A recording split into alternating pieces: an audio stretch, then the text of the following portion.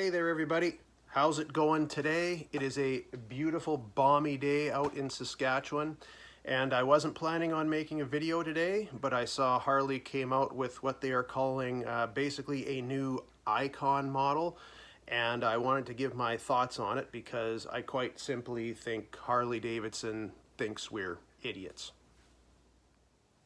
So, Harley Davidson unveiled the new 2022 El Diablo Lowrider ST. Now, I looked at that bike and thought to myself, well, what's different than the regular Lowrider ST? Quite frankly, not much. I will put both the pictures up right now and you guys can have a look for yourself. Basically, the only thing that they changed, if anything, was a different paint job and graphics and a Rockford Fosgate stereo system.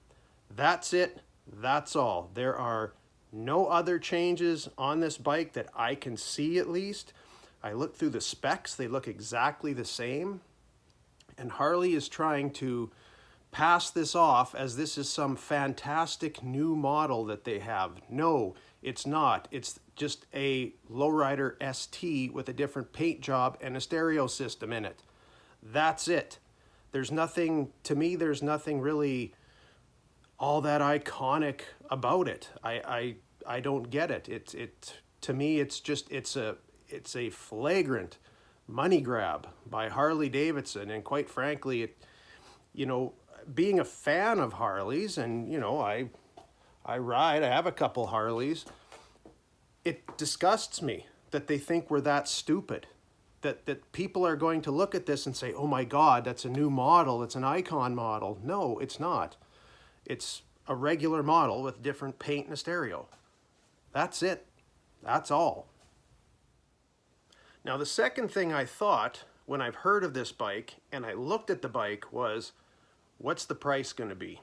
And I thought, Harley is going to try basically jacking this price up because it's a fantastic new model. And I found myself being kind of correct. If you look here, I'll put the numbers up. I went online and I looked at the prices. There's the two of them together. There's basically a $7,000 or I think it was about $7,700 difference between the two bikes. Harley Davidson wants to charge you $7,700 more for different paint and a stereo system. That is, in my opinion, way out of line. They could have, I could see them maybe charging a couple grand more, maybe for something like that.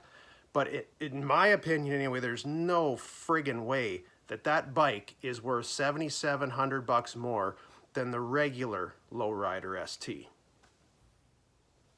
Now, this bike is going to be a limited edition run. There's 1,500 of these bikes being made, and unfortunately, there are going to be people lining up to buy these things. That's my prediction, that you're not even going to get to see one in a dealership because it's going to be gone as soon as they get the chance. And to me, it's sad that Harley can do that, but customers will pay it. I mean, look, like I got to point the finger at myself too. I have a 2021 Fat Boy. That's an expensive bike.